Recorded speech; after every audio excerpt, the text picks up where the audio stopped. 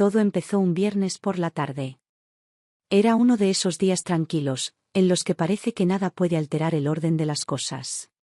Mi hijo Daniel me llamó desde la sala, su voz sonaba distinta, un poco nerviosa, y me dijo que quería presentarme a alguien importante. Yo estaba en la cocina, lavando los platos sin apuro, y me limpié las manos en el delantal antes de salir. Me esperaba con una sonrisa tensa, como si se hubiera entrenado frente al espejo para ese momento. A su lado estaba ella. Clara. Apenas la vi, sentí que el aire cambiaba. Mi cuerpo se tensó sin que pudiera evitarlo. La reconocí al instante, aunque hacía años que no la veía. Era la exesposa de Enrique, mi exmarido fallecido. 30 años mayor que Daniel. El mismo rostro rígido, la misma manera de cruzarse de brazos como si cada conversación fuera una guerra. En ese instante sentí que algo estaba profundamente equivocado, que había una grieta en la realidad que nadie parecía notar salvo yo. Me esforcé por mantener la calma. Saludé, fingí sorpresa, sonreí como un idiota mientras por dentro algo se me rompía. Daniel no tenía idea. Me dijo que llevaban saliendo unos meses y que habían decidido casarse. Dijo que era feliz, que nunca había sentido algo así. Me quedé sin palabras. No por la diferencia de edad. No por la boda repentina. Sino porque sabía quién era Clara. Porque conocía su pasado, o al menos creía conocerlo. Porque había sido la mujer de Enrique y ahora, como si el universo quisiera burlarse de mí, se convertía en la esposa de mi hijo. Todo lo que creí enterrado volvía a la superficie. Me excusé con la voz temblorosa y volví a la cocina. No dije nada esa noche, ni la siguiente. Me limité a observar. Clara se instaló en la casa de Daniel con la precisión de un plan ya escrito. Su ropa colgaba en su armario, sus cosas en el baño, su perfume en las cortinas. Se apoderaba del espacio como si siempre le hubiera pertenecido. Al principio intenté ser cordial. Pensé que quizás el pasado no tenía por qué repetirse. Que tal vez, esta vez, todo sería distinto. Pero no tardé en notar los detalles. Clara empezaba a corregirme frente a mi hijo. Cambiaba pequeñas decisiones domésticas sin consultarme. Movía cosas de sitio, reorganizaba la cocina, criticaba mi forma de hacer las compras. Daniel no lo notaba o no quería notarlo. Para él, Clara era una mujer fuerte, segura, que lo cuidaba y lo apoyaba. Yo veía otra cosa. Una mujer que había regresado con una misión, una presencia que traía consigo una sombra. Recordé entonces los días con Enrique. Nuestra relación nunca fue fácil. Cuando conocí a Clara, ella ya estaba casada con él. Después de nuestra separación, no quise saber más nada de sus vidas. Me dediqué a criar a Daniel sola, sin buscar culpables, sin mirar atrás. Ahora ella volvía, más vieja, más fría, y con una sonrisa que no alcanzaba los ojos. No entendía cómo había terminado al lado de mi hijo. No quería saber los detalles. Solo sentía que algo en esa situación no era natural, no era limpio. Los días pasaron, y lo que empezó como una convivencia forzada se transformó en una batalla silenciosa. Clara empezó a ocupar cada espacio que yo dejaba libre. Si yo cocinaba, ella traía su propio plato. Si yo organizaba algo para el domingo, ella proponía otro plan. Y lo más doloroso era que Daniel parecía encantado. Por momentos pensé que exageraba. Que era celos, que era el miedo a envejecer, a perder el lugar en la vida de mi hijo. Pero no era eso. Era algo más profundo. Un instinto que no sabía explicar. Una sensación de peligro que me latía en el pecho. Clara no solo quería a Daniel. Quería todo lo que yo tenía. Quería desplazarme, borrarme, tomar mi sitio. A veces entraba a mi habitación cuando yo no estaba. Lo supe porque las cosas no estaban igual. Porque mi cajón de papeles estaba mal cerrado. Porque una foto de mi infancia, la única que guardaba con mi madre, apareció movida de sitio. No dije nada. Aún no. Pero empecé a sospechar que Clara tenía un interés más oscuro del que mostraba. Que no era amor lo que la traía a esta casa. que había un motivo, uno que todavía no entendía. Un día escuché una conversación entre ellos. Daniel le hablaba de mi carácter, de cómo me costaba aceptar cambios, de que debía tenerme paciencia. Ella le decía que todo pasaría, que yo terminaría aceptándolo. Esa noche no dormí. Me pregunté si era yo la que estaba perdiendo la razón. Si tal vez todo era una coincidencia. Pero en el fondo, lo sabía. Clara no había regresado por casualidad. Había vuelto con un objetivo. Y aunque aún no sabía cuál era, estaba segura de que no me traería nada bueno. Seguí observando. Callada. Atenta. Porque algo me decía que esto era solo el comienzo. Los días se convirtieron en semanas y Clara no tardó en mostrar su verdadera forma. Su presencia en la casa se hacía cada vez más notoria, más ruidosa. Al principio solo opinaba, luego empezó a decidir. Cambió los muebles del salón sin avisarme, llevó su vajilla vieja y la puso en lugar de la mía, como si lo que yo había construido durante años fuera descartable. Daniel no lo notaba o se hacía el ciego. Se limitaba a sonreír y a justificarla con frases simples, diciendo que solo quería sentirse cómoda, que no había mala intención. Pero la mala intención se sentía en el aire. En los gestos, en los silencios, en las miradas cargadas de superioridad. Clara no discutía, no gritaba, pero se imponía como una piedra que cae lento y constante sobre el mismo punto hasta partirlo. Entraba en mi cocina y organizaba todo a su manera. Sacaba mis especias del armario, tiraba las que, según ella, estaban vencidas, y traía las suyas.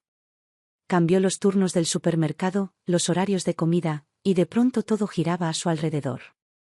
Yo estaba siendo desplazada, no con palabras, sino con actos silenciosos y calculados. Un día, sin avisar, decidió que su sobrina vendría de visita.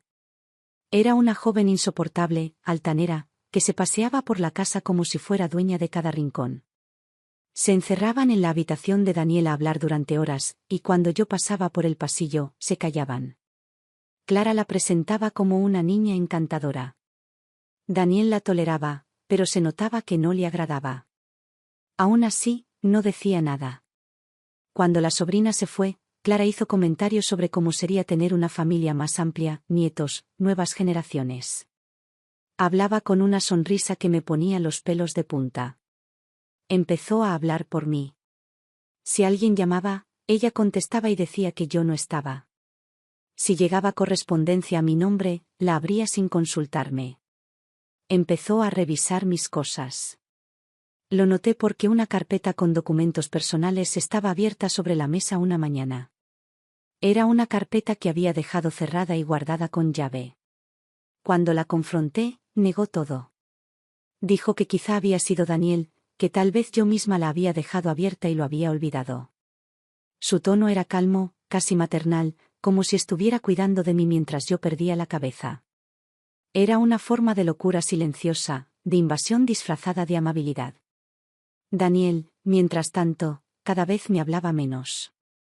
Empezó a llegar más tarde, a pasar más tiempo en su trabajo, a evitar las comidas en familia. Cuando estábamos los tres juntos, él estaba tenso. Clara se encargaba de suavizar cada momento con comentarios amables, pero forzados. Yo veía cómo lo envolvía. Lo halagaba, lo trataba como si fuera un niño especial, como si nadie en el mundo pudiera entenderlo mejor que ella. Era extraño, casi incómodo, ver a tu hijo tan entregado a una mujer que había sido parte del pasado de su propio padre. Pero Daniel estaba atrapado en esa imagen. Ciego. Una noche lo esperé despierta. Había algo que me quemaba por dentro. No aguantaba más. Le pregunté qué era lo que realmente veía en Clara. Me respondió con evasivas. Dijo que era una buena mujer, que lo apoyaba, que lo hacía sentir importante. No hablaba de amor, ni de deseo, ni de futuro. Hablaba como quien intenta convencerse. Y eso me dolió aún más. ¿Por qué lo conocía? Porque sabía que algo no encajaba. No era una relación limpia. Había una dependencia, una manipulación que lo mantenía enredado sin que él se diera cuenta. Pero no quería verlo. Clara se ocupaba de que yo quedara mal ante Daniel. Una vez, cuando mi hermana menor vino de visita, Clara insinuó que yo le había mentido sobre una herencia antigua. Lo hizo en voz baja, con una sonrisa, como quien lanza veneno cubierto de azúcar. Mi hermana se quedó en silencio, incómoda. Cuando se fue, no volvió a llamar en semanas. Así operaba Clara. No confrontaba. No atacaba. Te envenenaba desde adentro, poco a poco, como un veneno lento que no duele al principio pero te corroe con el tiempo. Yo me sentía como una intrusa en mi propia casa. Una extraña entre dos personas que fingían que todo estaba bien. Clara se encargaba de que cada gesto mío pareciera exagerado, cada palabra malinterpretada, cada emoción fuera usada en mi contra. Daniel empezó a decirme que debía relajarme, que estaba muy tensa, que ya no era la misma. Y claro que no era la misma. Porque estaba siendo desplazada por una mujer que no solo tenía historia con mi pasado, sino que ahora ocupaba mi presente. Cada vez que intentaba acercarme a Daniel, Clara estaba en medio. Siempre tenía un plan, una idea, un comentario para cortar la conversación. Y yo, cada vez más sola. Empecé a sentir que no solo quería mi casa o a mi hijo. Clara quería mi historia, mi identidad, mi lugar. Lo hacía con cuidado, con estrategia, con esa frialdad que no nace de la inteligencia, sino del rencor. Y entonces empecé a preguntarme si acaso no era una coincidencia que ella estuviera aquí. Si de verdad todo esto había sido obra del azar. Porque había algo en su forma de mirarme, de observar mis cosas, de moverse por mi casa, que me hacía pensar que me conocía más de lo que decía. Y aunque todavía no tenía pruebas, algo dentro de mí empezó a despertar. Una voz que me dijo que debía escarbar. Que esto iba mucho más allá de una relación extraña. Que tal vez Clara no había llegado por amor. Sino por venganza. Las noches empezaron a pesar más que los días. Me acostaba tarde, me levantaba temprano, y en ese intervalo el sueño era ligero, como si mi mente no pudiera desconectarse de la inquietud. Clara estaba en mi casa, dormía bajo el mismo techo que yo, compartía la vida con mi hijo, y cada gesto suyo seguía siendo una amenaza. No podía descansar. Me sentaba en la sala y dejaba que los recuerdos vinieran, como si buscara en el pasado respuestas que el presente me negaba.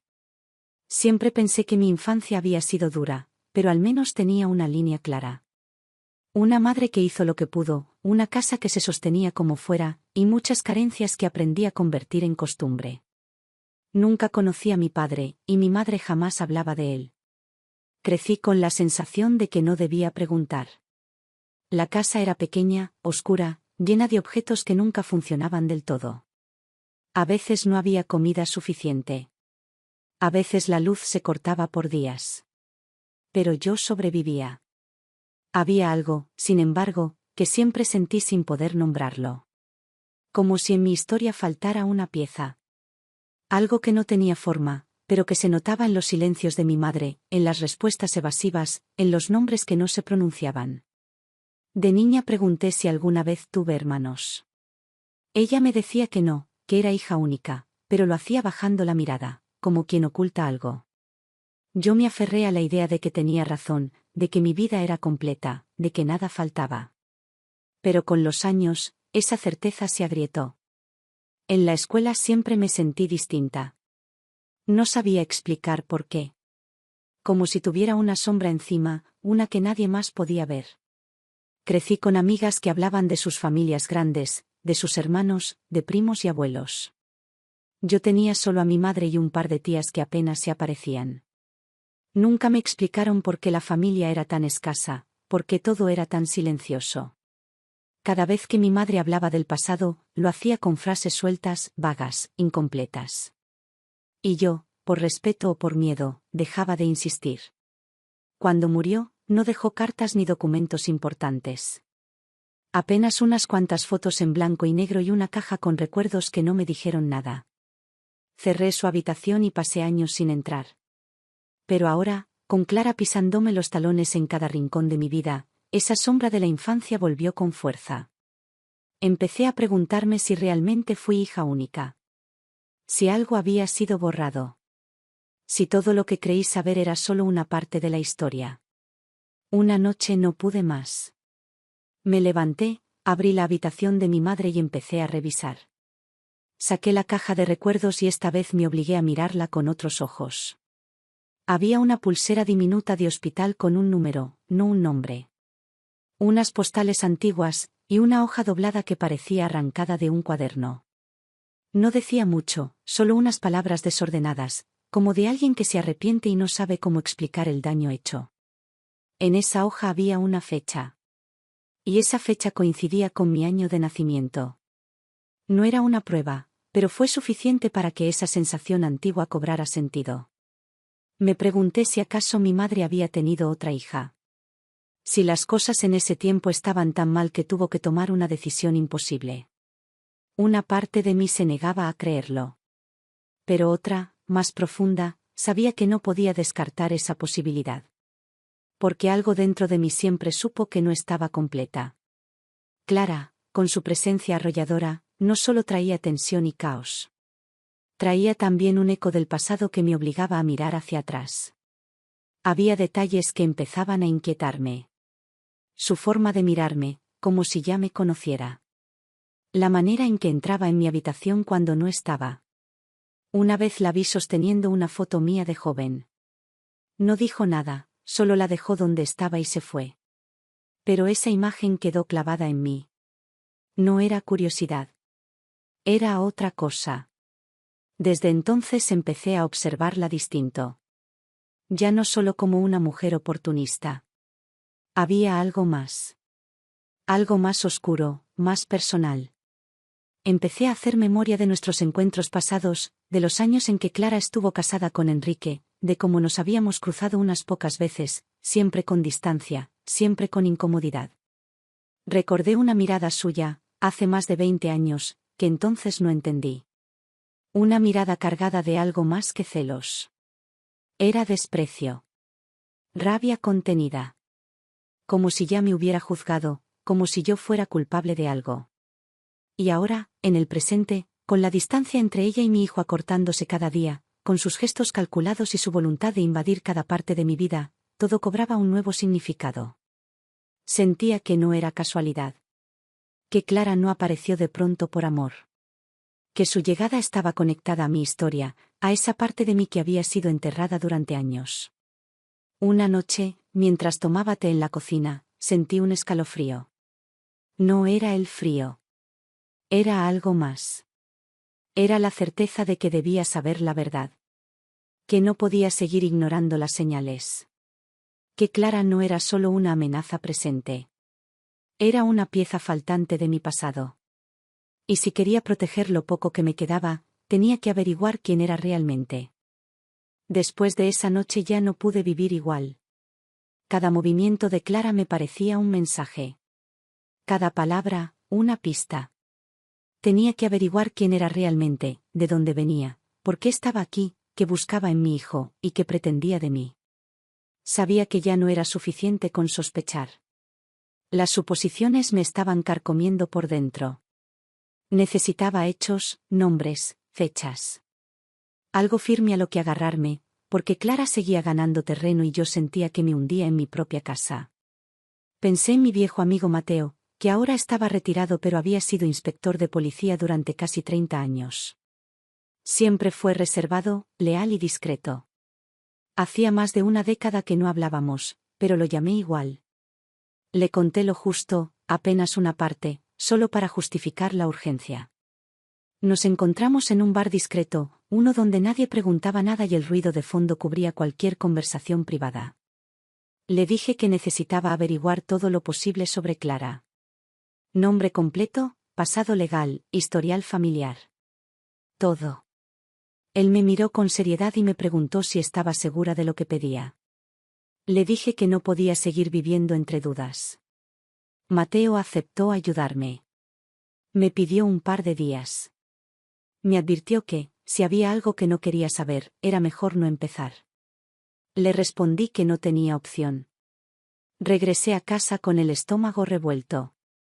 Clara estaba en la cocina, como si nada. Había preparado una cena especial para Daniel, su forma de celebrar cualquier avance mínimo en su vida, como si fuera su madre y su esposa al mismo tiempo. Esa noche dormí poco. Me quedé sentada en el sofá, viendo la televisión sin prestarle atención, esperando noticias de Mateo como quien espera la llegada de un terremoto. A los 3 días me llamó. Había encontrado datos que no coincidían. Me pidió que nos viéramos en persona. Lo noté distinto, más cauteloso. Me mostró un informe sencillo pero contundente. Clara no era su verdadero nombre. Había nacido como Carmen Rodríguez en una provincia del sur, hija de madre soltera, dada en adopción a los pocos días de nacida. No figuraba como adoptada oficialmente hasta los 6 años. Antes de eso, había pasado por varios hogares temporales, orfanatos, y finalmente fue adoptada por una familia que nunca terminó de integrarla. En su adolescencia había huido de casa, vivió en la calle un tiempo, luego encontró trabajo como empleada doméstica y ahí comenzó su vida adulta, marcada por relaciones inestables, mudanzas y conflictos personales. Pero lo que me heló la sangre fue la fecha y el lugar de nacimiento. Coincidían exactamente con los datos de mi madre, el hospital donde yo nací, el año, incluso el día. Mateo me miró en silencio. Me dijo que había algo más. En los registros hospitalarios figuraban 2 nacimientos ese mismo día, a la misma hora, con un mismo apellido materno. 2 niñas. Una se llamó Marta, yo. La otra fue registrada como niña sin nombre. Sin padre, sin segundo apellido, sin contacto posterior. Y esa niña fue enviada a una institución al cabo de 2 días, porque la madre no podía mantenerla. No podía respirar. Sentí que el suelo se me movía bajo los pies. Todo lo que había sentido desde pequeña, ese vacío inexplicable, esa ausencia que no sabía nombrar, cobraba sentido. Clara, o Carmen, no era solo una presencia hostil en mi vida. Era mi hermana. Mi hermana de sangre. La otra hija que mi madre no pudo criar. La que fue apartada, olvidada, enterrada en silencio. Y ahora volvía, no como familia, sino como enemiga. Como una sombra que reclamaba lo que no tuvo. Como una herida que no cerró nunca. Salí del bar sin despedirme. Caminé durante horas. No sabía si llorar, gritar o reír con rabia. Mi madre me había mentido. Me lo había ocultado toda la vida. Y ahora entendía tantas cosas, su tristeza constante, sus silencios, su forma de protegerme sin explicar nada. Quizá lo hizo por necesidad. Quizá no tuvo opción. Pero lo cierto era que Clara había regresado por algo. No por amor a Daniel. No por nostalgia. Sino por resentimiento. Por venganza. Esa noche no volví a casa. Me quedé en casa de una prima lejana, necesité tiempo para respirar. Pensé en Daniel, en cómo se lo diría. Pensé en Clara, en cómo había armado todo, en cómo se había acercado sin revelar nada. En todo lo que había hecho para quitarme espacio, identidad, dignidad. No fue casualidad. No fue coincidencia. Era un plan. Uno lento, paciente, calculado. Desde el momento en que supe la verdad, supe también que no podía quedarme quieta. Tenía que enfrentarla. Y tenía que hacerlo pronto. No había dudas. Clara era mi hermana. La que creció sin nada. La que vivió con odio. Y ahora estaba aquí, en mi casa, fingiendo una vida con mi hijo. Yo tenía las pruebas. Y ella iba a escucharme. Volví a casa con la mente embotada y el corazón endurecido. La rabia me mantenía en pie. Cada rincón de la casa tenía ahora otro sentido. Cada objeto tocado por Clara era parte de un plan que venía gestándose desde mucho antes de que yo siquiera lo imaginara. Sabía la verdad. Tenía las fechas, los documentos, los nombres. Ya no había forma de ignorarlo. Clara era mi hermana. Mi hermana perdida. La otra hija que nuestra madre no pudo criar. La que vivió lejos, sin nadie, mientras yo crecía con la mitad de la historia. Pero no bastaba con saberlo. Necesitaba entender. Así que volví a contactar a Mateo. Le pedí más. Le pedí que buscara a las personas que cuidaron de ella, que siguiera los rastros de sus primeros años, aunque fueran escasos. Necesitaba conocerla para poder enfrentarla. Mateo hizo lo que pudo. Contactó a una trabajadora social retirada que recordaba vagamente a una niña difícil, hosca, con ojos tristes. Decía que Carmen, como la llamaban entonces, no hablaba casi nada. Que no lloraba. Que se escapaba de noche. Que una vez mordió a otra niña porque no quería compartir su plato. Había llegado al orfanato con fiebre y sarna. Nadie sabía de dónde venía. Nadie preguntaba mucho. Pasó por 3 hogares antes de cumplir 5 años. En uno, una mujer la usaba como criada. En otro, un hombre la golpeaba cuando no hacía las tareas del campo. En el último, la familia parecía quererla, pero según los registros, un día simplemente se escapó. A los 6, fue adoptada por una pareja mayor, sin hijos. Gente seria, religiosa, estricta. Mateo encontró una vecina de esa época, una mujer de voz cansada que aún vivía en el barrio. Dijo que la niña parecía una sombra. Que no se mezclaba con nadie. Que los padres adoptivos eran fríos, no le pegaban, pero tampoco le daban afecto. Que la veían más como un deber que como una hija. A los 14, Carmen desapareció de la casa. Estuvo viviendo en un refugio para menores durante meses, hasta que se negó a volver. Se cambió el nombre legalmente a Clara y nunca volvió a hablar de su infancia. En adelante, fue saltando de trabajo en trabajo. Nunca estudió. Nunca tuvo amigos cercanos. Solo relaciones superficiales, muchas veces con hombres mucho mayores. Gente que la usaba y que luego la dejaba. Así conoció a Enrique, mi exmarido. Un hombre roto, resentido, que también buscaba a alguien que lo obedeciera sin exigirle nada. Ahí encajaron. Clara y Enrique se casaron, pero el matrimonio fue un campo de batalla. No hubo hijos. No hubo hogar. Solo necesidad. Ella necesitaba seguridad, él necesitaba una mujer que no hiciera preguntas. Vivieron juntos casi 10 años. Yo me enteraba por terceros, porque después de mi divorcio con él, corté todo contacto. Enrique murió como vivió, aislado, lleno de secretos. Y ahí fue cuando Clara empezó a moverse. Sin familia, sin herencia, sin rumbo, encontró a Daniel. No lo encontró por casualidad. Lo buscó. Sabía quién era. Sabía quién era yo. Y supo exactamente por dónde empezar a destruirme.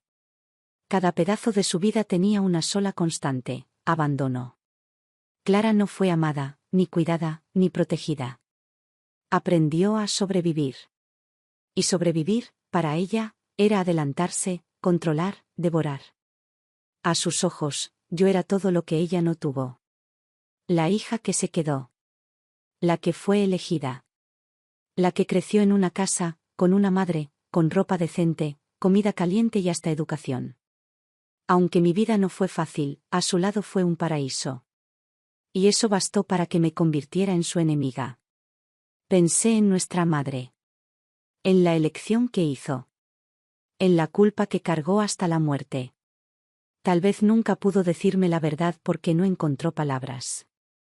Tal vez se odió todos los días por ello. Tal vez por eso era tan silenciosa, tan apagada. Tal vez por eso no me miraba directo a los ojos cuando hablaba del pasado. Había dejado a una hija en el mundo, y esa hija regresaba ahora a reclamar todo lo que nunca tuvo.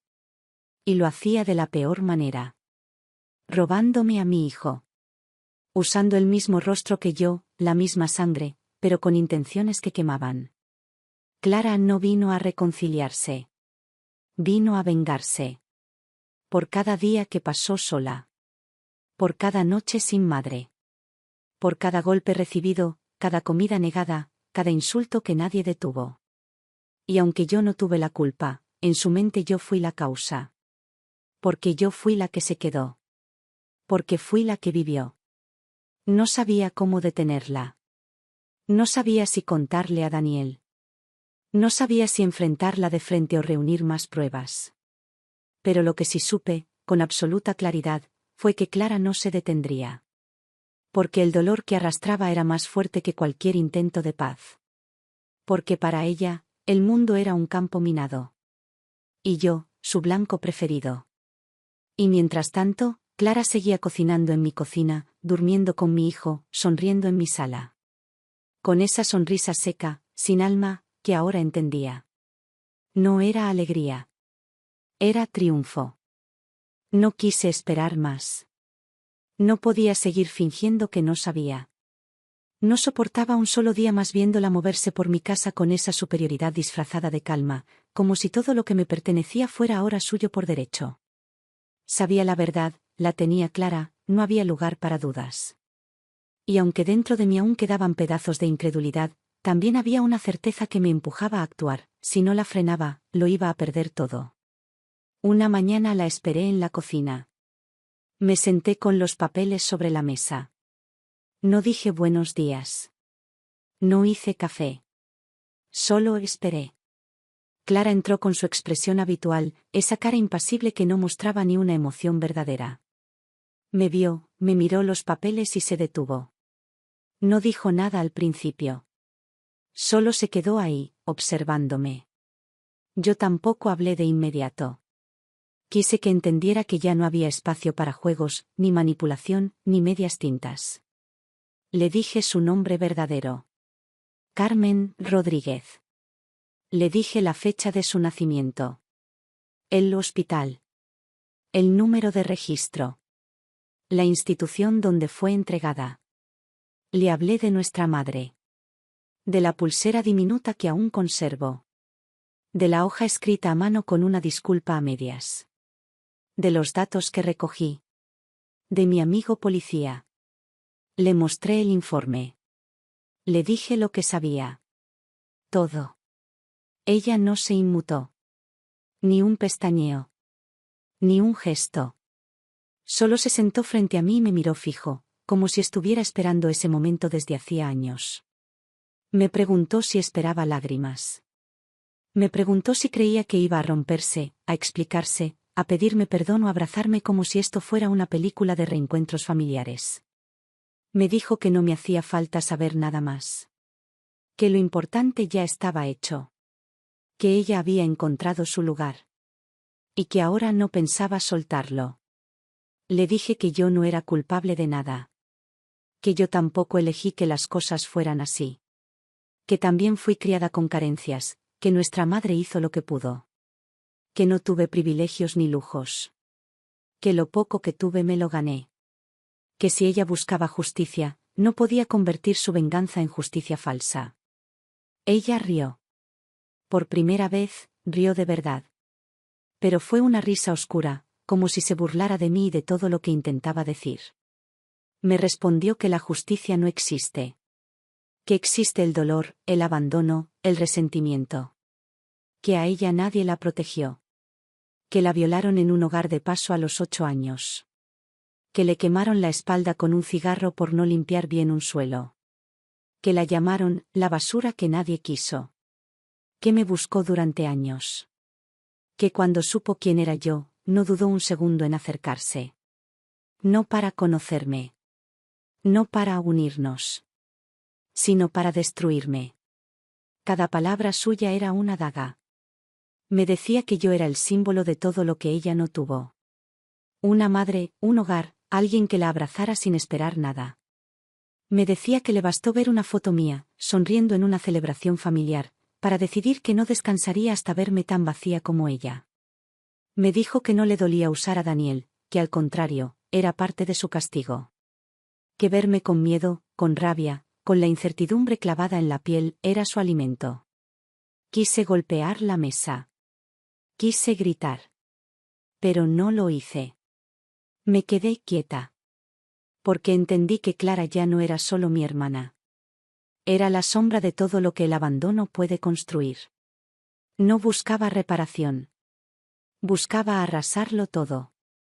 Me preguntó qué iba a hacer ahora. Si pensaba contarle a Daniel. Si iba a correr a la policía, a los tribunales. Me lo decía con burla, con ese tono que ya no me sorprendía. Y entonces le dije que sí. Que lo sabía todo. Que lo iba a contar todo. Que no iba a quedarme callada. Me miró sin miedo. Como si estuviera segura de que ya era tarde. Como si creyera que nadie me iba a creer. Que Daniel iba a seguir de su lado. Que ya había ganado. Pero yo también sabía algo que ella no. Sabía que mi hijo, a pesar de su distancia, no era ciego. Que algo en él había empezado a cambiar. Que las piezas no le encajaban del todo. Y que tarde o temprano, la verdad iba a pesar más que la manipulación. Cuando se levantó de la mesa, me dijo que esto no había terminado. Que aún me quedaban cosas por perder. Que aún tenía mucho por lo que sufrir. Yo no respondí. No necesitaba decir nada más. Porque por primera vez, ella sabía que yo ya no era la misma. Que no tenía miedo. Que no iba a rendirme. Esa noche cerré mi habitación con llave. Me senté en la cama, y lloré. No de tristeza. No de derrota. Lloré por mi madre. Por lo que hizo. Por lo que no dijo. Por las hijas que separó. Lloré por Clara, por la niña que fue, por la mujer rota que había creado el mundo. Y lloré por mí. Por todo lo que venía. Porque la guerra apenas empezaba. Y yo ya no iba a retroceder. Pasaron 2 días después de aquella conversación con Clara. No volví a hablar con ella en ese tiempo, y ella tampoco me dirigió la palabra. Caminaba por la casa como si nada hubiera ocurrido, como si el veneno que había escupido en la cocina nunca hubiera salido de su boca. Pero yo no podía fingir. No podía seguir arrastrando ese secreto con la esperanza de que las cosas cambiaran solas. Tenía que hablar con Daniel. Tenía que contarle todo, aunque no quisiera escucharlo, aunque le doliera. No podía permitir que su vida fuera manipulada por una mentira. Lo esperé una tarde. Había salido a trabajar temprano y no volvería hasta bien entrada la noche. Aproveché para preparar sus platos favoritos. No por chantaje emocional ni por nostalgia, sino porque necesitaba que estuviera tranquilo, con el estómago lleno y la mente despejada. Cuando llegó, me saludó como siempre, algo apurado, con los ojos puestos en el teléfono. Le pedí que se sentara. Le dije que necesitaba que me escuchara sin interrumpir. No usé dramatismos. Solo le pedí respeto. Me senté frente a él y empecé. Le hablé de Clara, de su nombre real, de sus orígenes. Le conté lo que supe gracias a Mateo. Le mostré los documentos, los registros, las fechas. Le dije que Clara era mi hermana. Su tía.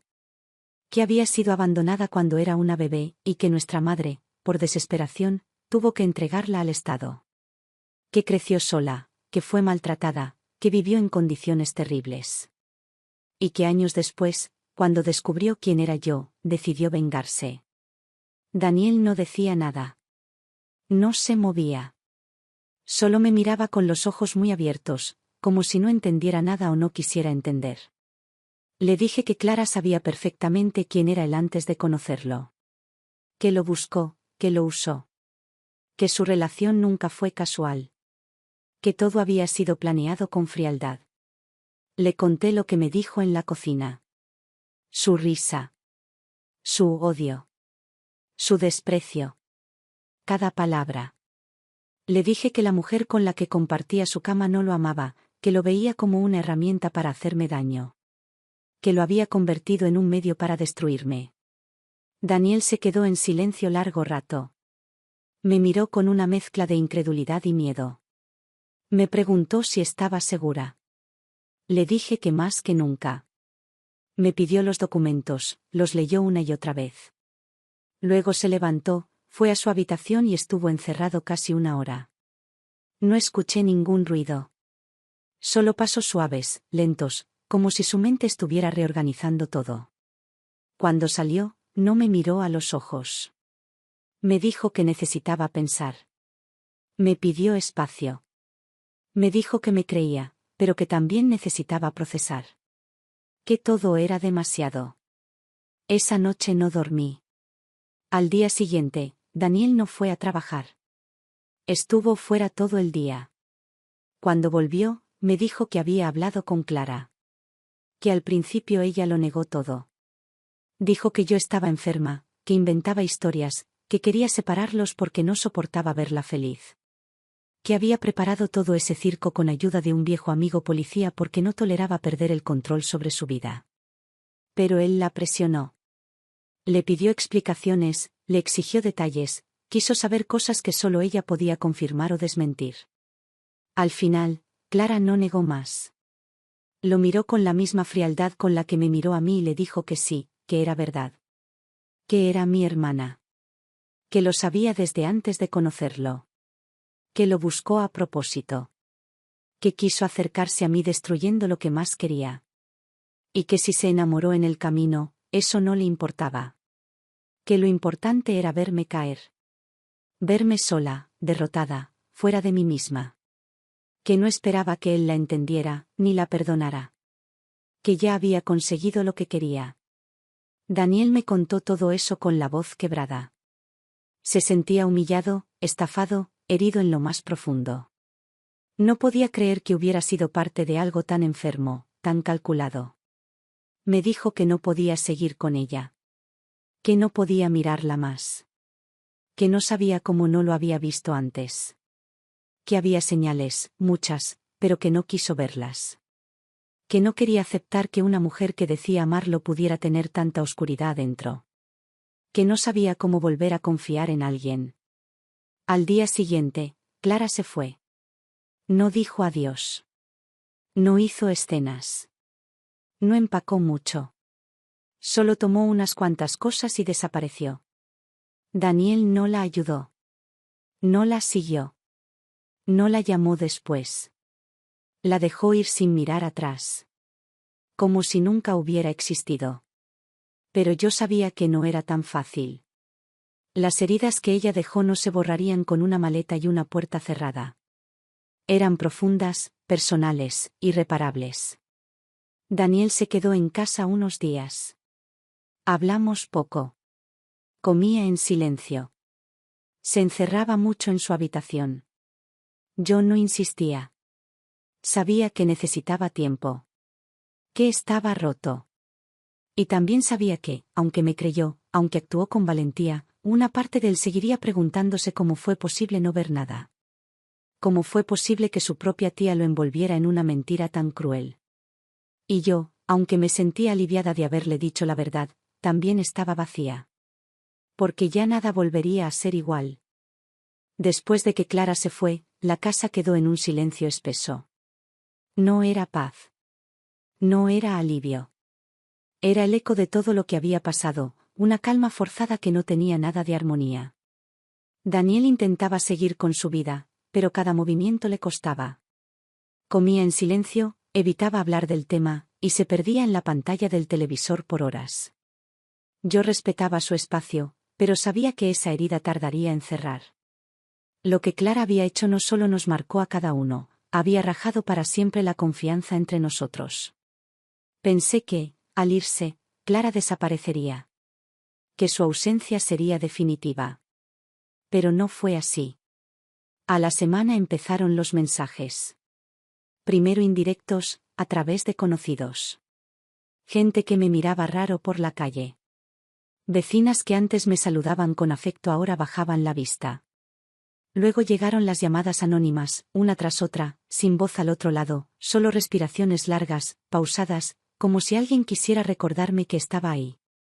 Que no se había ido del todo. Que me observaba. Después vinieron los rumores. Comentarios que me hacían llegar sobre mi supuesta enfermedad mental. Sobre cómo había manipulado a mi hijo. Sobre cómo envidiaba a Clara desde siempre. Una vecina me dijo que Clara había dicho que yo la odiaba porque Enrique la prefirió a ella, que yo nunca había superado ese rechazo. Eran historias torcidas, inventadas, pero dichas con tanta seguridad que algunos empezaban a creerlas. Me convertí en el blanco de un chisme venenoso que crecía con cada día. Clara se encargaba de empujar la mentira sin ensuciarse las manos directamente. Daniel también lo notó. Lo buscaban en el trabajo. Gente que antes lo respetaba ahora murmuraba a sus espaldas. Un compañero suyo incluso le preguntó si era cierto que había estado con una tía. Daniel se cerró aún más. No decía nada, pero cada día su rostro era más duro. Me dijo que necesitaba irse de la ciudad un tiempo, que quería estar solo, lejos de todo. Yo lo entendí. Le dije que hiciera lo que tuviera que hacer para estar bien. Lo abracé sin decir una palabra. Al día siguiente se fue. Y entonces me quedé sola. Sola en una casa grande, silenciosa, que ya no sentía mía. Cada rincón me recordaba lo que había pasado. El lugar donde Clara se sentaba a leer, la habitación donde dormía con mi hijo, la cocina donde me enfrentó con su verdad como una espada. Los días pasaban lentos. Dormía poco. Comía apenas. Y cada vez que escuchaba un ruido en la calle, sentía que iba a verla aparecer otra vez. Hasta que un día, la vi. Estaba frente al edificio, al otro lado de la calle. No se escondía. Me miraba de frente, quieta, con las manos en los bolsillos y esa expresión vacía. No sonrió. No hizo gesto alguno. Solo me observó durante varios minutos. Yo cerré la cortina sin pestañear. El corazón me latía como si me lo estuvieran arrancando. Esa noche no dormí. Por la mañana bajé a la comisaría. Pedí una orden de alejamiento. Mostré los documentos, los mensajes, conté la historia. No necesitaban más. Me la concedieron en cuestión de horas. A los pocos días, me llamaron para decirme que Clara había sido notificada. No opuso resistencia. No respondió. No se presentó a decir nada. Simplemente firmó el papel. Pero yo sabía que eso no garantizaba nada. Clara no era de las que cumplían reglas cuando se trataba de alimentar su rencor. Una madrugada escuché ruidos en el patio. Bajé con el corazón en la garganta. Encontré una caja de cartón rota. Dentro, estaban mis fotos. Recortes. Algunas quemadas por la mitad. Una carta con mi nombre escrito con tinta roja. No decía mucho. Solo una frase: aún no terminamos. Llamé a la policía. Vinieron, tomaron nota, no encontraron huellas. Me dijeron que estarían atentos, que si volvía a ocurrir, llamara de inmediato. Pero en sus miradas vi lo de siempre, incredulidad. Como si pensaran que exageraba. Volví a encerrarme en casa. Cerré todas las ventanas. Cambié las cerraduras. Compré cámaras. Empecé a anotar todo. Fechas. Horas. Detalles. Me volví una guardiana de mi propio miedo. Me dolía el cuerpo. Me dolía la cabeza. Y sobre todo, me dolía el alma. Porque ya no era una amenaza física. Era el desgaste. El saber que, aunque se fuera, Clara me había dejado cicatrices que no se curaban con una orden judicial. Pero también sentí algo distinto.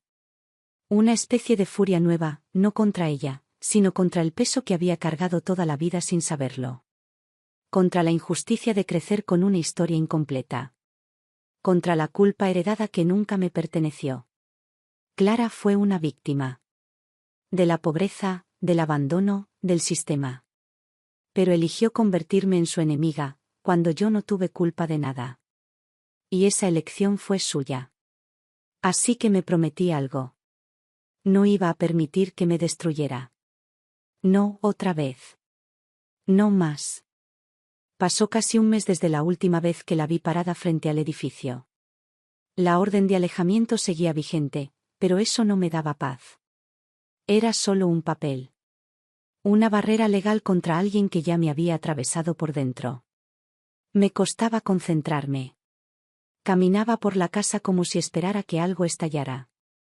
A veces, cuando dormía, la soñaba de pie en la puerta de mi habitación, observándome sin pestañear, como una figura inmóvil, silenciosa, cargada de reproche. Una tarde, mientras organizaba una vieja caja de papeles, recibí una llamada. Número desconocido. Dudé en responder, pero lo hice. Era ella. Su voz sonaba distinta. No agresiva, no altiva, sino más grave, más apagada. Me dijo que quería hablar. Que no era para pedirme nada. Que solo necesitaba decir algo que tenía atragantado. Me dijo que no la denunciara por la llamada, que si después de escucharla quería borrarla para siempre, lo aceptaría. Hubo algo en su tono, una mezcla de cansancio y rabia vieja, que me hizo aceptar. Le dije que hablara. Que no tenía tiempo para más juegos. Clara se tomó un segundo. Luego lo soltó todo. Me dijo que lo sabía desde hace años. Que supo quién era yo mucho antes de acercarse a Daniel. Que investigó, que buscó fotos, que ató cabos. Que reconoció a nuestra madre en una imagen vieja de un periódico local. Que me reconoció a mí en una entrevista en redes donde yo hablaba de mi trabajo. Que le bastó ver nuestros rostros para confirmar lo que siempre sintió, que había sido arrancada de un lugar al que pertenecía. Me dijo que desde el primer momento en que me vio, sintió odio. Un odio tan profundo que le dolía físicamente. No era por mí, me dijo, sino por lo que yo representaba. Vos tuviste lo que yo no, dijo. Tuviste una cama. Una madre. Una escuela. Comida caliente. Navidad con regalos. Tuviste historia. Yo fui un expediente. Un estorbo. Un número en una carpeta sucia. Vos tuviste infancia. Yo tuve hambre y silencio. Me dijo que al principio no pensaba acercarse. Que solo me quería mirar de lejos. Que quería ver qué tan feliz era la hermana que se quedó. Pero que cuando supo que tenías un hijo, y que ese hijo era tan joven, tan limpio, tan lleno de futuro, sintió que esa era su oportunidad. Que si no podía cambiar su historia, al menos podía arruinar la mía. Y lo hizo. Me dijo que disfrutó cada minuto. Que cuando Daniel le sonreía, sentía que me quitaba algo. Que cuando él la abrazaba, imaginaba que esa era la vida que debió tener. Me dijo que sí, que se acostó con mi hijo sabiendo que era su sobrino. Que le dio asco al principio, pero que después el asco se volvió poder. Que cada noche junto a él era un acto de venganza, una forma de arañar mi piel sin tocarme. Me quedé en silencio. No lloré. No grité. No le colgué. Solo escuché. Me dijo que nunca quiso reconciliarse. Que nunca buscó una hermana. Que no cree en el perdón. Que no cree en la justicia. Que solo quería verme rota. Y que aunque no logró destruirme del todo, al menos me sacudió la vida. Me dijo que eso le alcanzaba. Le pregunté por qué ahora. ¿Por qué confesar todo? Me respondió que ya no le quedaba nada. Que Daniel la odiaba. Que la gente la evitaba. Que estaba sola otra vez, como cuando era niña. Que sabía que no tenía redención, ni camino, ni consuelo. Que solo quería que yo supiera lo que sintió realmente. Le pregunté si alguna vez, aunque fuera una sola vez, me había mirado sin rabia. Me respondió que no. Que desde que me conoció, solo sintió celos, dolor, furia. Que yo era una herida abierta. Que escuchar mi voz era como sentir fuego en los huesos. Le dije que yo no tuve la culpa. Que era una nena. Que no supe nada. Que si lo hubiera sabido, la habría buscado. Le habría abierto la puerta. Habría hecho algo. Me respondió que ya no importaba. Que su historia estaba marcada desde el principio. Que a ella no la lastimó el abandono, sino el silencio.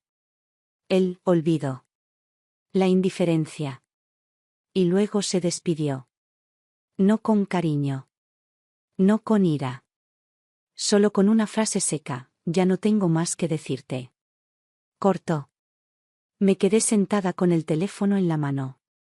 En esa conversación, Clara no pidió perdón. No pidió ayuda. No pidió comprensión. Solo dejó caer su verdad como una piedra. Y yo, con el alma endurecida por el dolor, supe que no volvería a verla. que su historia y la mía solo se cruzaron para colisionar. Era mi hermana. La sangre no lo podía negar. Pero también era mi sombra. Y con esa verdad desnuda, supe que tenía que seguir sola. Los días siguientes a esa última conversación no fueron más livianos. No hubo alivio inmediato, ni una sensación de cierre, ni paz. Solo un enorme cansancio, como si cada célula de mi cuerpo se hubiera rendido después de sostener tanto tiempo la tensión, la angustia, el rencor, la incertidumbre. Clara ya no estaba, pero su presencia seguía vibrando en las paredes, en las fotos familiares, en los objetos que alguna vez tocó, en los silencios que había dejado sembrados en cada rincón. La casa, por fin, era solo mía. Pero no se sentía como un hogar. Me obligué a abrir las ventanas, a dejar entrar el aire, a sacar las cosas que me recordaban a ella. Me deshice de su ropa, de su taza, de su perfume escondido en el baño, de los pequeños trozos de su existencia que aún resistían. Fue un acto simbólico. No borraba lo que pasó, pero al menos me permitía comenzar. Daniel volvió después de 2 semanas. Su rostro estaba distinto, más delgado, los ojos más apagados. Traía un peso nuevo, el de la culpa y el desconcierto. Nos sentamos a cenar, sin hablar del pasado, sin remover las cenizas. Fue un momento sereno, tenso al principio, pero necesario. Me pidió perdón. No solo por haberme traído a Clara a casa, sino por no haberme escuchado antes, por haber dudado, por haberme dejado sola cuando más lo necesitaba. Le dije que no hacía falta que se culpara, que todos fuimos víctimas de una historia que nadie eligió vivir. Él fue usado, yo fui atacada, y Clara, en su forma brutal, también fue una consecuencia. Acordamos no volver a mencionarla. No por negarla, sino por no seguir alimentando su sombra. Habíamos sobrevivido. Eso ya era suficiente por ahora. Empecé a caminar todos los días. A salir sola, sin miedo. Volví al centro comunitario donde solía colaborar con adultos mayores. Les cocinaba, los escuchaba. Ellos no sabían nada de mi historia, y eso era lo que más me sanaba, estar en un lugar donde no era la mujer con la hermana que destruyó su vida, ni la madre del joven que fue engañado, ni la exesposa del hombre muerto. Solo era Marta. Y por primera vez en meses, eso bastaba. Revisé viejas fotos. Volví a mirar la infancia con otros ojos. Ya no como algo incompleto, sino como un fragmento más de una vida que siempre fue más grande de lo que imaginé. Pensé en mi madre. En su silencio. En su dolor escondido. No pude perdonarla por completo, pero empecé a entenderla. Era joven, pobre, sola. Hizo una elección terrible, sí, pero la hizo empujada por la desesperación, no por crueldad. No fue una asesina. Fue una mujer vencida. Y pensé en Clara. En la niña que fue. En la adolescente que escapó. En la adulta rota que nunca encontró su lugar. La entendí sin justificarla. La vi como una tormenta que no supo ser otra cosa. En el fondo, ella nunca quiso ser salvada. Quiso arrastrar conmigo el vacío que la consumía. Y lo logró durante un tiempo. Pero ya no más. Empecé a escribir.